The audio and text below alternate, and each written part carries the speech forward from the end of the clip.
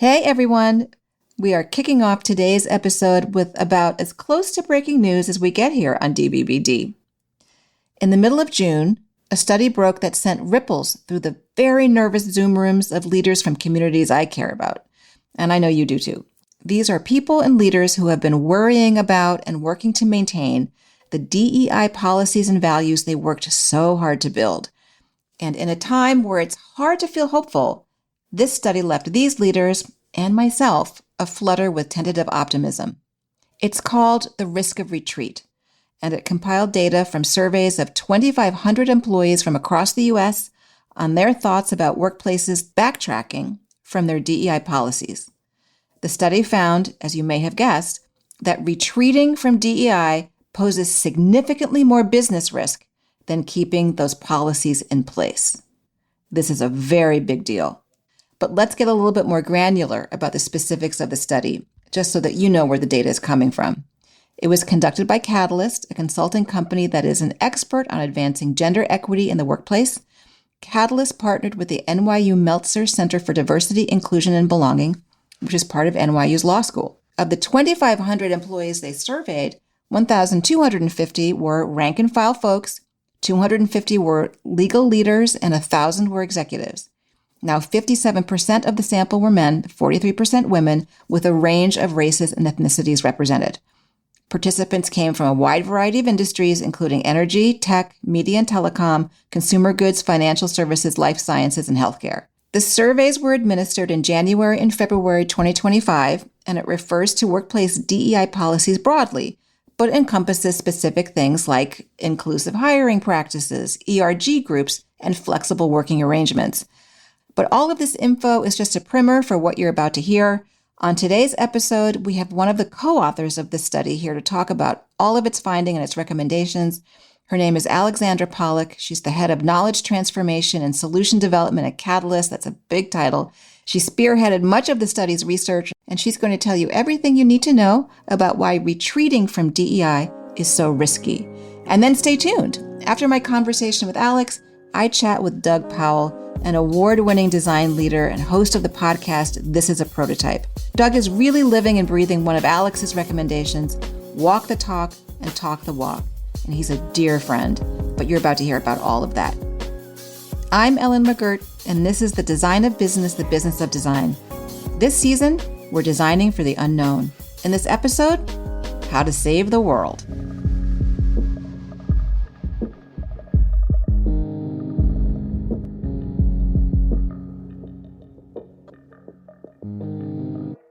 Alix, I am so glad you're here. You are one of the authors of a study that was published this month that is making real waves in the communities that I care about. Literally, we're talking about you in every Zoom room of nervous leaders. So congratulations and thank you. Well, it's a pleasure to be here. Thank you for those kind words. And yeah, thrilled that we're able to make an impact with this research because I know it is desperately needed in this moment. It really is. So let's just dive in. Can you tell us about the research and why it was necessary now? Yeah. So, the landscape around inclusion work, whether you call it diversity, equity, inclusion, DEI, or any other name, it's been shifting for some time now over the last couple of years in the wake of the affirmative action Supreme Court ruling, for example, but in particular over the last 6 months with the drop of several executive orders that are very anti-DEI coming out of, this administration. It's leaving a lot of people feeling really uncertain about the path ahead and wanting to understand what other organizations that are similarly positioned are doing in response to this, what the path ahead looks like for them or should look like for them, and in particular, what impact some of those decisions might be having both internally and externally. And so we really wanted to cut through some of the noise of the media headlines and some of the fear and uncertainty and get down to what is the real sentiment, for one, and the true strategies that are being deployed within medium to large size organizations that are actually grappling with these real-time decisions around their own DEI strategies and initiatives. I have to say there's a lot of good news in this study that I didn't expect to see. The title of the report is The Big Clue. It's called Risk of Retreat, and I was very glad to see it because it really is the risk associated with the really complex and often very earnest investments in understanding corporate culture and understanding inclusion in all its systemic forms that happened before the magic moment when a new administration came in and made the legal risk the one thing that people were talking about. Can you dig in a little bit on the risks associated with abandoning the work? Absolutely. So what we found in our research is that there are 4 principal categories of risk. I'll actually start with legal because you just named that. And it is very front and center in the conversation right now that there are new and heightened forms of legal risk that is driving people potentially to either move away from or reimagine their DEI work. But the pre-existing risk of not doing DEI from a legal perspective did not go away. It didn't change in this landscape despite those new variables, right? And so the risk of discrimination suits, for example, from traditional plaintiffs, from women, from people of color, from LGBTQ plus employees, for example, is still considerable. And what we saw in our research is that executives and legal leaders agree that those legal risks of retreat are just as, if not actually stronger than the legal risks on the other side of that equation. And that it would actually be more legally risky to move away from DEI than it would be to maintain their DEI efforts. We also see that there is talent risk when it comes to retreating. We know that there is, as I was saying before, extremely high support among employees for not only the values and principles that underpin the umbrella of sort of DEI in quotes, but also a lot of the programs and strategies that are used to bring those values to life. So they support fairness initiatives in hiring practices and in promotions, and they support employee resource groups, and they want to see that belonging is a central feature of their organizational culture, not just in name, but in practice. And it's not only that they believe in those things, but what we found in our research is that they're actually going to be making decisions based on whether or not they are seeing that come to life in their organizations. So they are more likely to apply to work in a company that has DEI initiatives. They're more likely to stay at an organization that has DEI initiatives. They are less likely to leave if the organization maintains their focus on DEI relative to if they pull away from it. So across the whole spectrum of talent lifecycle, employees are making decisions based on their organization's choices around DEI. And it is a considerable risk for companies that they face the potential of a talent drain, certainly in the medium and long term if they retreat. And in the short term, just to be real, we are not seeing, nor do we expect to see, a mass exodus of employees from organizations, right? So despite the fact that our data does suggest that a lot of employment decisions are likely driven by DEI, there are other factors, personal factors, the macroeconomic environment, right? So people may not be leaving their organizations at the drop of a hat. And yet they make decisions about how they show up every day. Yeah. And there is the real risk of quiet quitting and employees disengaging from their work and not contributing with the same level of creativity and innovation and commitment as a result of some of these choices. What are the other 2 pillars? So there is also financial risk and reputational risk. Yes. So in the financial risk space, we see wide agreement among executives that there is a positive correlation between DEI and overall financial performance. And they expect that is a relationship that will continue into the future. We also see that it has an impact on innovation among employees and on customer loyalty and client loyalty.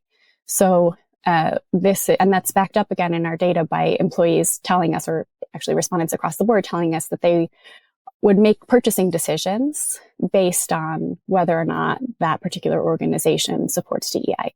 And then the final piece is around reputation. And this is one of the, I think, most interesting and potentially complex elements of risk. Because what we found is that there's a real disconnect between what executives believe they are doing and the lived experiences of employees on the ground as they are on the receiving end of those decisions. Basically, executives think that they are making little change to their commitment to DEI, that their investments to the, again, core principles and the values are still holding firm, and that if anything, they are maybe making some cosmetic changes. We do see that the majority of organizations are rebranding, changing some of the language that they are using to terms like fairness and belonging and organizational culture, for example. But employees are experiencing those same decisions and shifts as a substantive retreat. And this can really undermine trust and credibility when employees are perceiving that their leaders are saying one thing and doing another. And what we are really underscoring in this element of the findings is the criticality of communication and being clear not only on what is happening, but why, and ensuring that there is consistency and transparency to close some of those gaps in experience. Well, this is really a leadership problem and opportunity in disguise, isn't it? Because that's like the basic core tenets of good leadership is exactly what you described. It's creating an environment of trust through transparency and communicating early and often. And in fact, you mentioned rebranding, in the nervous Zoom rooms I'm in that I mentioned earlier, it's 78% of C-suite leaders you found are rebranding DEI within their companies. And that got everybody's attention because it does seem like a fraught exercise. Is it just, you're scraping frosting off the cake and putting a new frosting on it and the cake is the same? Or are you retreating? And have you found any examples where people are really getting it right? Or are you just identifying this as something that you absolutely have to think through in terms of your communication strategy? Yeah, I think it's principally the latter where we're really highlighting the need here. And I don't think that there is one right answer, like use this word and that's going to serve well, and don't use that word because it won't. It really is about the consistency and the transparency, and I would say also the humility that is required to ensure that leaders are really meeting employees where they are and mourning some of what is lost in some of these shifts, and being clear about what is driving the changes that they are making, and seeing through the thread of communication, not only with the what and the why, but also the how. When you are saying as an organization, we stand behind the values of X, Y, and Z, inclusion, fairness, belonging, and we are living out those values by doing 1, 2, 3, and being really clear about what are the strategies that you are sticking with, what are the programs you are implementing, what can employees expect to see on the ground in their day-to-day to understand that those values are being brought to life. We call it walking the talk and talking the walk in our recommendations. Yeah, that is really good to know and understand. What are your conclusions? What are your recommendations going forward? I found this very intriguing. Well, thank you. Yes. So we lay out, and I should say this is a research project that was conducted as a partnership between Catalyst and the Meltzer Center for Diversity, Inclusion, and Belonging at NYU School of Law. And together we put out 4 recommendations. The first of which is to assess risk from all angles, because we know, as I was saying at the top of our conversation, that it's really critical that organizational leaders are not only looking at one side of the equation, specifically the anti-DEI side of the equation, but that they are also looking at what we call the risks of retreat, right? The pro-DEI risks. And that they are doing that in a way that is taking into account both the legal risks and the social risks and the business risks. And then from there, we recommend taking an approach that balances both mitigating risk and maximizing impact. So once organizations go through that exercise of doing their holistic assessment, and we offer some critical frameworks, legal and otherwise, for doing that in the report, we want to ensure that anywhere that they have identified risk, they are then making decisions about what modifications might be necessary. And I just want to emphasize on that point, right? What we are not saying anywhere you find risk, pull the plug. Right. We are saying Anywhere you find risk, you have some decisions to make about your particular risk appetite and how that risk balances out against the potential impact of those programs. And maybe the impact makes it worthwhile to maintain that level of risk. From there, we talk about what I was mentioning before, the walk the talk and talk the walk, which is, okay, you've made your decisions. How are you now communicating those decisions? What is the rollout across your organization and potentially externally look like, so that you are giving voice to those decisions and creating space for critical conversations and ensuring that transparency, driving trust, trying to close some of those reputational risk gaps. And then the final piece is to take the big picture view. And we mean that in two ways, both geographical and temporal. So this is something that we know has a bit of an epicenter in the US right now, but the US is not the only context at play for organizations making these decisions. They are also managing global operations in many cases, where they are making decisions about where the balance is between having a unified strategy across regions is relative to the localization that might be necessary. How do they ensure that they can maintain their credibility in other markets? And also stay in compliance in other markets, because something that might be illegal or highly risky to do in the US might be equally illegal or highly risky not to do in another context. And so to make sure they're holding all of that together. And then the temporal piece, this work is not linear. We have been through pendulum swings before, and this is outsized and unprecedented, no doubt, but it is another swing among many swings of that pendulum. And this moment will pass. And we are encouraging organizations to think about who they want to be and be able to say they were when they look back on this 5 years from now, and to think about the strategies that are not just reactive to this moment, but are really setting them up for sustained success in the long term. Well, I sure wish you were in charge of more things, Alix. You paint the picture of a world that actually gets along. Before I let you go, I wanted to just sort of download with you a little bit. I just wanted to share a little bit with what's been on my mind as and just from your experience, as opposed to from the data. I'm anticipating this year we're going to see C-suite leaders, very senior executives, increasingly focused on some very urgent problems. The geopolitics, as it's unfolding, affects everybody, obviously, and also new technology, particularly AI, which is sort of coming in and transforming how we live and work so quickly. So I'm now concerned or thinking about where managing the risk of retreat, where managing these kinds of important conversations and reframing conversations lives in an organization. That's with, mid-level leaders, first-time leaders, places where, diversity has often languished because people were already underprepared for the new job that they were walking into. I was wondering if you had any experience or advice for that cohort of leader, the first-time leaders or people who were lower down, touching the day-to-day operations of the organization, how they can bring the inclusion work forward when we're struggling to figure out what we're even calling it right now.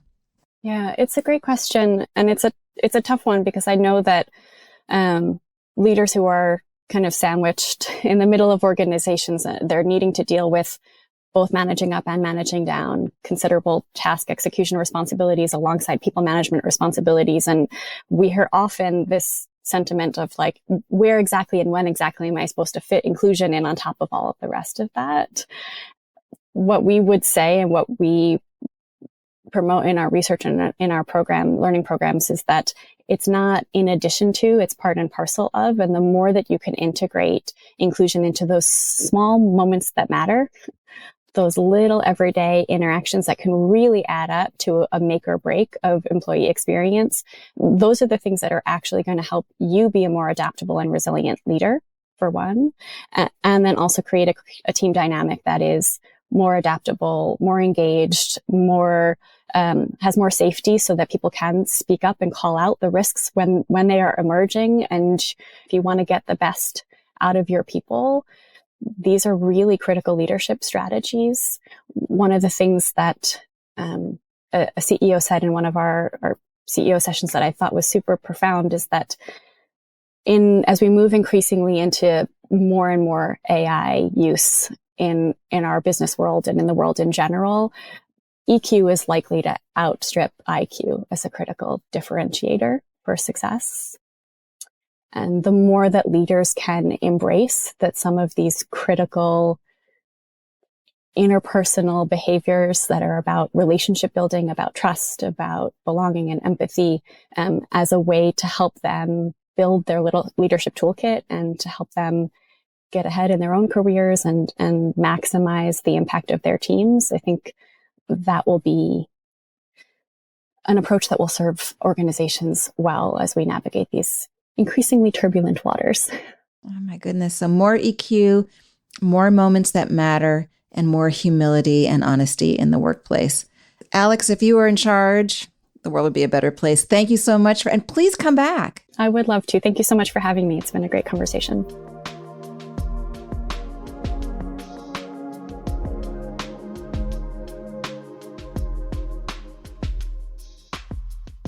Last year, I was lucky enough to help out at a unique event during UN General Assembly Week in New York called the UN Private Sector Forum. It's an annual gathering of CEOs, heads of state, and other global leaders from the public and private sector to talk about, all the big issues facing the planet today. This particular group had been involved in the UN's Forward Faster initiative, which is dedicated to helping companies take public, meaningful action towards achieving the UN Sustainable Development Goals, which you probably know aim to address things like climate change, gender equity, livable wages, water resilience, and the like. In short, this was a room of redesigners, and I was tapped to help facilitate report backs on what work they'd been doing, the wins, the challenges, the insights that surfaced during their lunch meeting. Pretty straightforward, right? Yet, I was still surprised by what happened.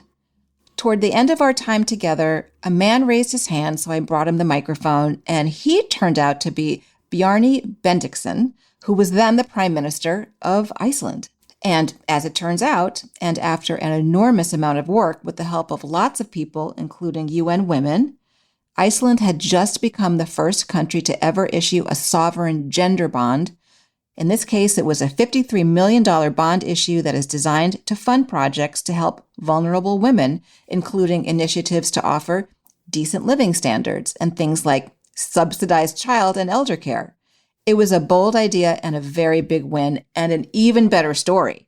The Prime Minister shared about collaboration and learning and modeling and getting stakeholders involved. While he was talking, I met eyes with my friend who tapped me for this gig, Doug Powell. He was part of the small but mighty team who had designed this convening and was deep into the weeds of what these high-profile redesigners might need to experience to keep the juice alive as they head back to their constituencies and do the hard work of inventing a better world. Doug has likely forgotten more than most people will ever know about design, enterprise systems, leadership, and how to do what I just witnessed, which is helping teams experience innovation success that scales. To be clear, he didn't personally write the bond or cook the lunch, but over his storied career at IBM, Expedia Group, and now as a design educator, podcaster, and facilitator, Doug, like few people I've ever met, understands what it takes to get people from different disciplines, needs, strengths, departments, and agendas into the right headspace to make something good happen. He was design thinking before it was cool and remains a clear-eyed champion for what design can and must do. I tipped my hat to him then, as I do now. As I said earlier in this episode, Doug is truly someone who walks the talk and talks the walk. That's me talking about you, Doug. That's great. Oh my gosh.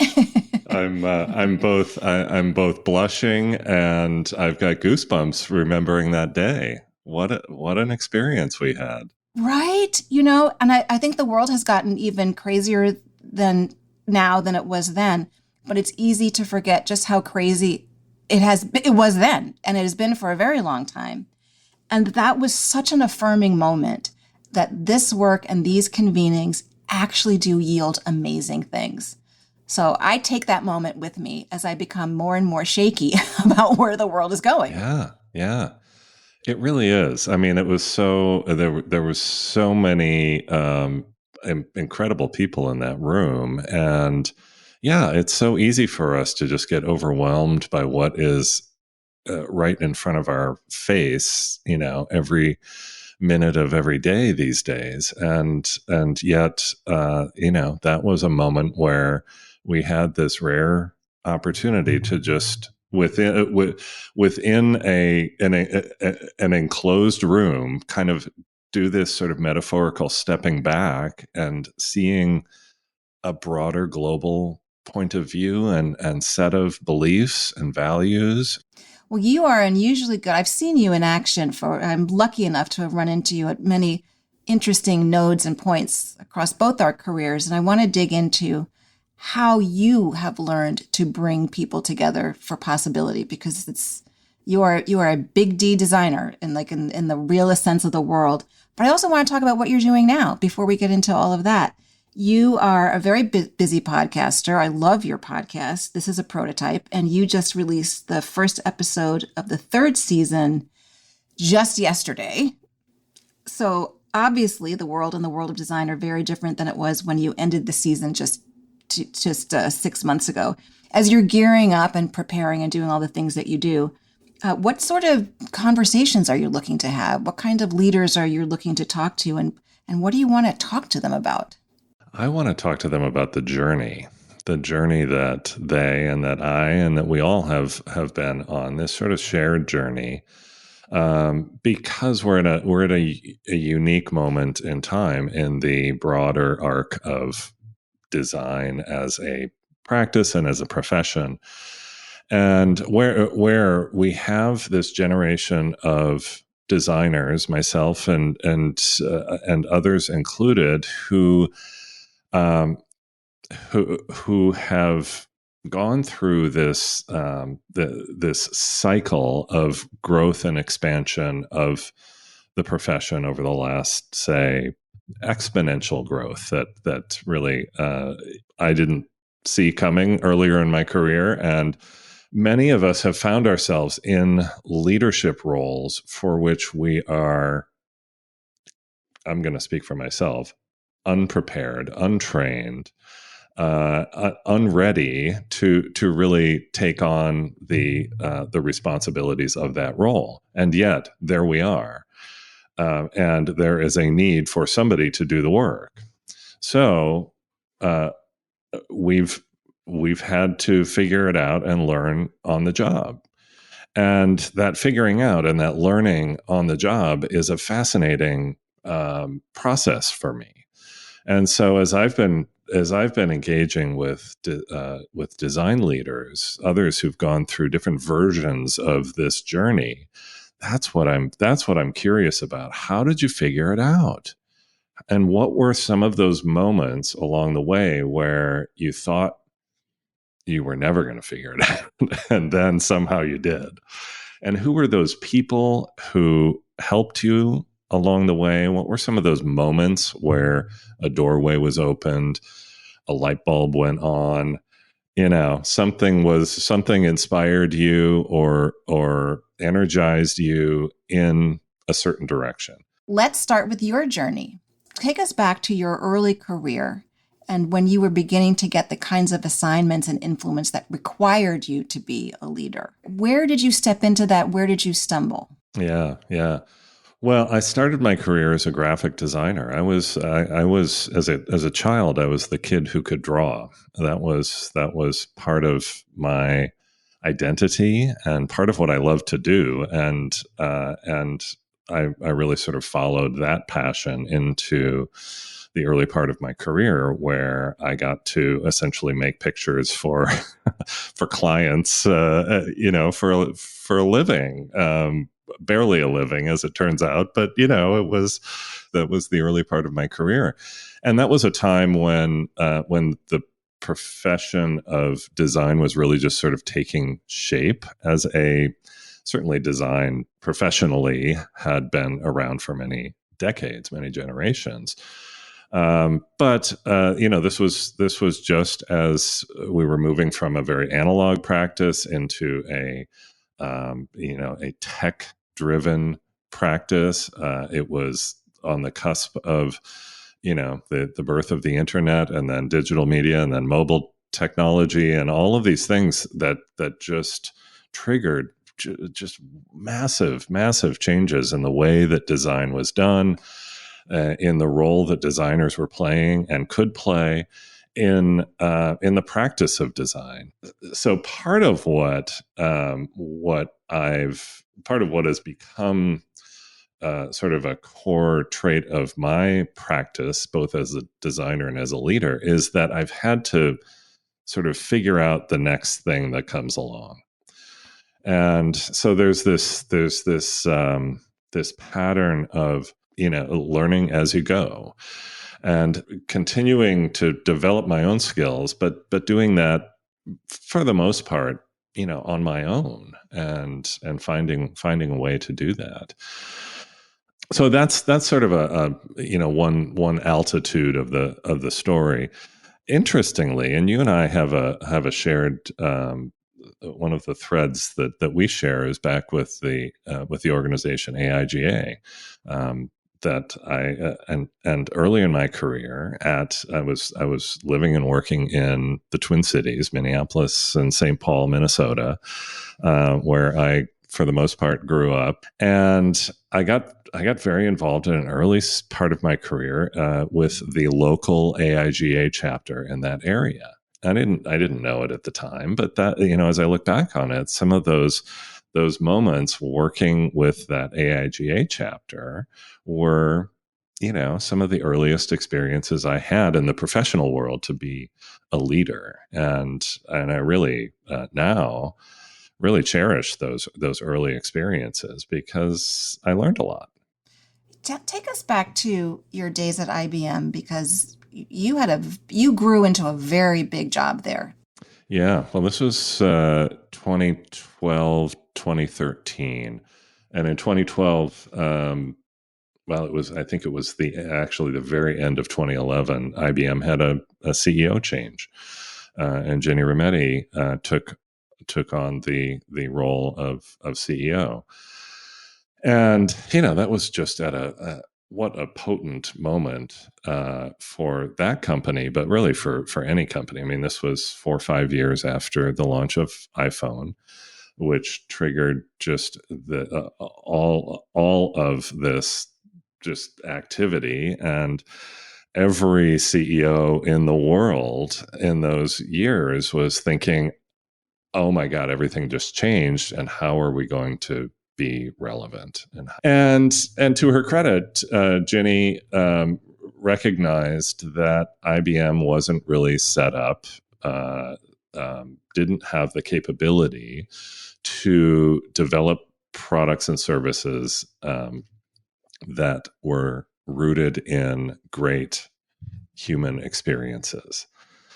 And so she made an investment. She invested in building an internal capability of human-centered design.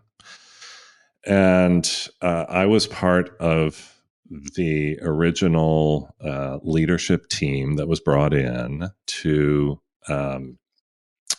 build that idea into a thing. And there was no template for it because the scale that it needed to happen in order to deliver on that idea for Ginny and for the company of IBM at the time, a company of 400,000 people globally, we were talking about minimum of 1,000 designers added to the company. And that was, a number at that time that was just absolutely unthinkable and unprecedented. So we were instantly in uncharted territory. There was no playbook. There was no template. And to be honest, we were I use the word prototype is one of my favorite words. And you made it a lifestyle. We had to simply prototype that on almost a daily basis. Without calling anybody out who was feeling fear or resistance, you clearly had to deal with all kinds of moods and capacities and stakeholders with different ideas and different agendas and things that people were worried about. how did you begin to help build, I'm going to call it the internal muscle that was required for this change to happen? There's a temptation with design when design is being sort of grafted onto an organization where it's not in the DNA, which is almost every organization. And that is to set it up as the other, as a separate organism or sub-organism, to have a design studio that's off on some other, space, and it's separate from, and you can't really go there. That's where the designers go, right? Well, we did this. We did the exact opposite. And our very earliest design studios were all in existing IBM buildings and existing IBM campuses. Here I'm now based in Austin, Texas, which was and still is the sort of home base of the IBM design, sort of global design program, and it was the home of our first sort of flagship studio, and it was in a boring old mid 80s era IBM building, corporate building that from the outside just looks like nothing special. And in fact, one of our favorite things to do was to invite guests onto that campus, and they would hear about IBM design. Oh, you're doing such great stuff, and then they come to this campus and they'd walk with us from the front desk to the building, and they're like, seriously, this is the building we're going into? This is where the magic happens? Where the magic happens. We would get in the elevator and we get off on the 7th floor where the studio was, and then they'd step out of the elevator, and it's like it was just audible, like we realized we've got to repeat that. We've got to get as many people, as many of those skeptics and those eye rollers and those seen it before, done it befores out there in that company. We needed to get them into that space, connected with this new wave of just super talented, super energetic, super creative, mostly young people, connected with that energy. And when we did that, then the magic happened. And then we were winning hearts and minds, and we were changing culture. And initially it was a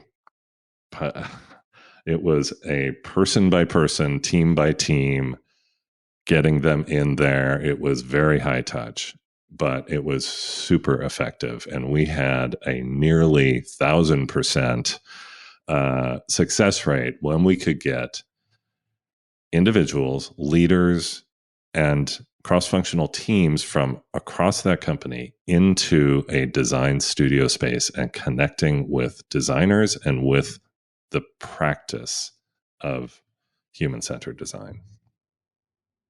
Well, and so it begs the question, what happened? And I'm not necessarily speaking specifically about your work at IBM, but I'm going to make a broad assumption at this point. I was, I joined Fast Company, for example, a magazine that focused a lot on design, particularly in the business world, a year after the Great Design Thinking Manifesto dropped. So this was something that people were curious about, at least, even if they were skeptical. It was something that people were becoming familiar with. And maybe not to the degree to which you were successful, but at some point the use case and the value of this kind of cross-functional work should be made and should start to seep into the culture. But I'm not sure it did, because even as recently as a few years ago, we're starting to see the retreat, the sort of disappointing retreat from this kind of thinking within big organizations, and the loss of major design teams and the chief design officer. So what in your view, what happened? And knowing what I know about you is that the underlying value is still very clear to you and certainly to me. Yeah. Yeah. Yeah. The mission that we had during those years at IBM was a culture change mission. Yeah. To create a sustainable culture of design and design thinking was how we articulated it. Now, if you sort of deconstruct that, the two key words were sustainable and culture. Sustainable means, it's not something that we're measuring in the moment, and it's not something that we're measuring in 1 or 2 or 5 years. It's something that we're measuring sort of generationally. And culture gave us the permission. One thing that's very true of almost every design leader and design team in a big scaled organization is that their formal lane of authority, the scope of authority, is very narrow. The thing that they're actually accountable for is not much.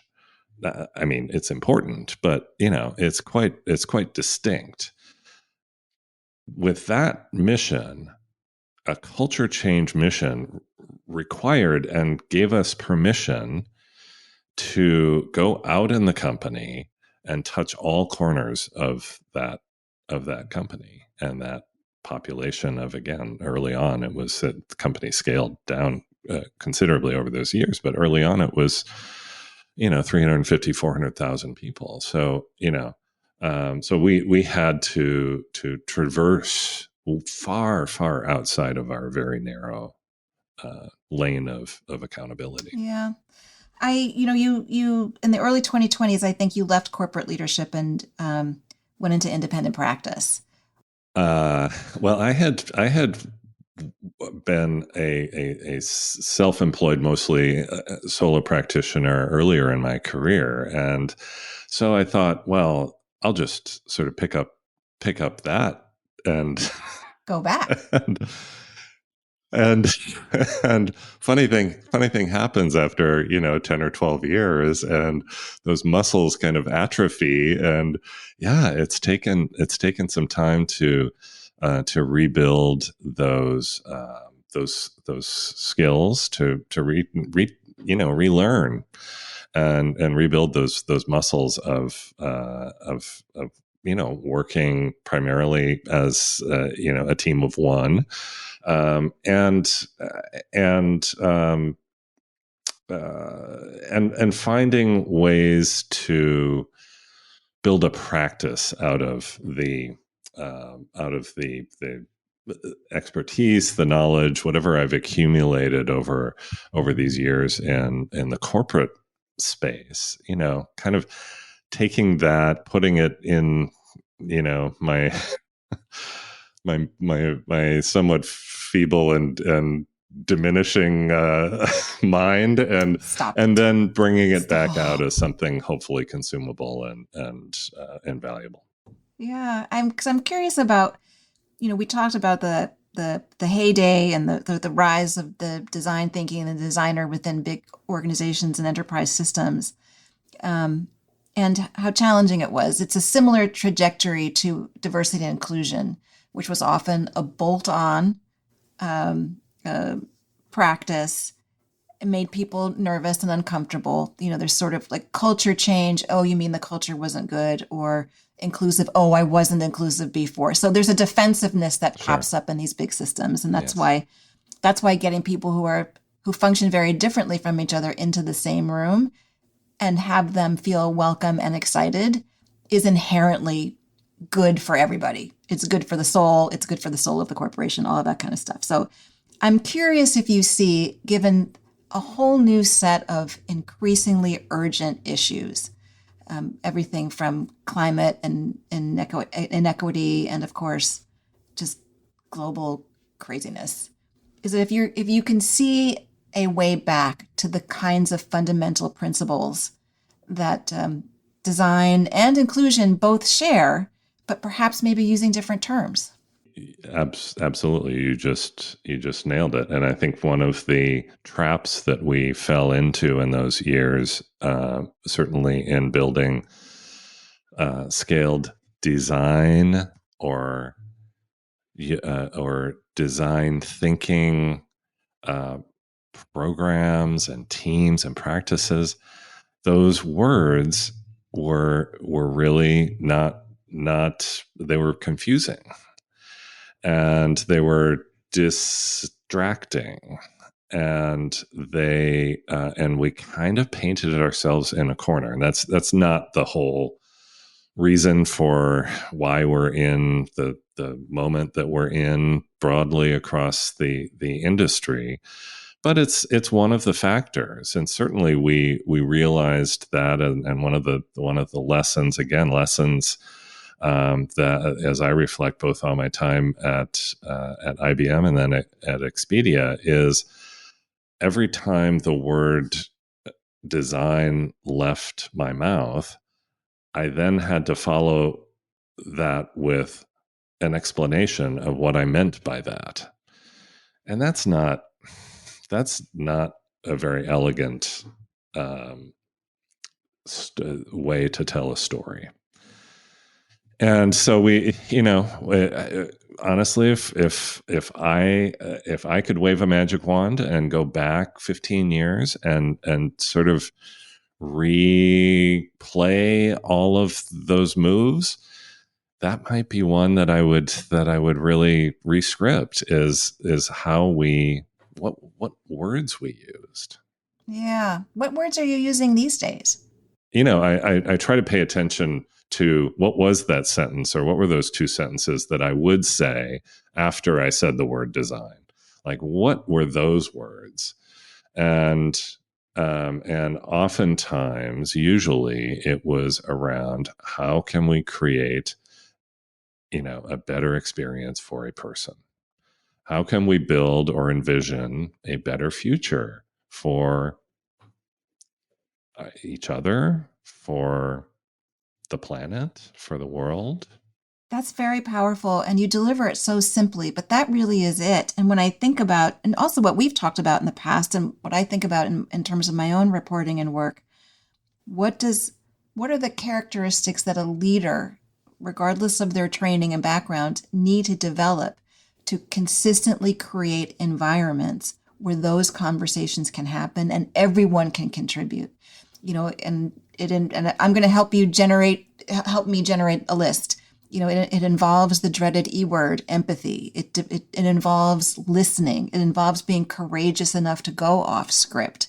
It involves the being willing to actually talk to people where they are, a suspension of judgment, and all of these things. And I'm sure you have better words and different words. Jump in. Those are great words, Ellen. You are very good with words. I would add curiosity. Yes. I would add humility. Yes. Perhaps at the top of my list, because without that, a leader is coming in with all of the answers. So why do I need to be curious? Why do I need to listen? Why do I need to be courageous? I've got it all figured out. But when we turn that upside down and we say, "My goodness, I don't know," but let's figure this out, because there's a lot on the line, and boy, if we do figure it out, that would be really awesome. So I know I have to let you go. I'm going to give you an opportunity to end on a humble, open, curious, kind, empathetic, philosophical note. Clearly, we're in a very tumultuous moment, both nationally and globally, for all the reasons that we know. For designers and non-designers alike, for leaders and non-leaders alike, how would you describe design's role in this moment? Well, I alluded to this earlier, but my core definition of design is envisioning a better future.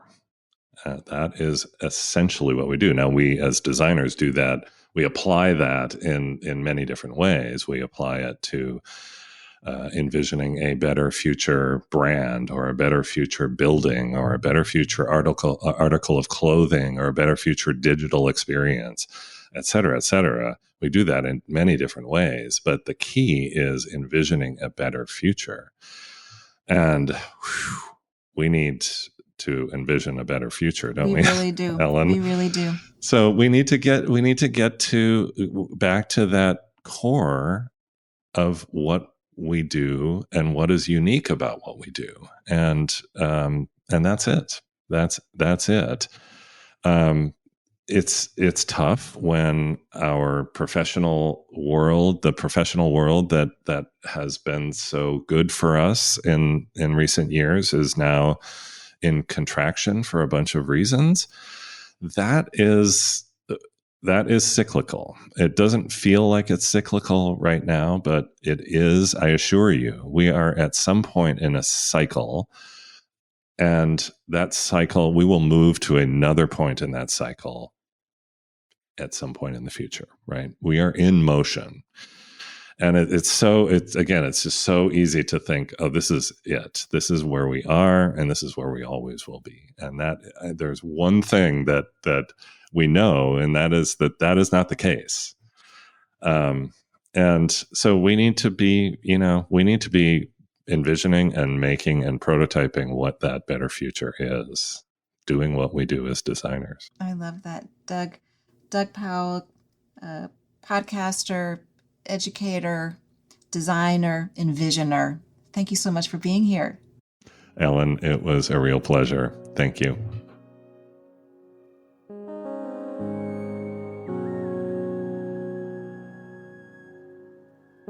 The Design of Business, The Business of Design is a podcast from Design Observer. Design Observer was co-founded by Jessica Helfand. Our show is written and produced by Alexis Hott. Our theme music is by Warner Meadows. Justin D. Wright of Seaplane Armada mixed and mastered this episode. Thanks to Sheena Medina, Sarah Gephardt, Rachel Pace, and the entire Design Observer team. And for more long-form content about the people redesigning our world, please consider subscribing to our newsletters, The Design of Business and The Observatory, at designobserver.com.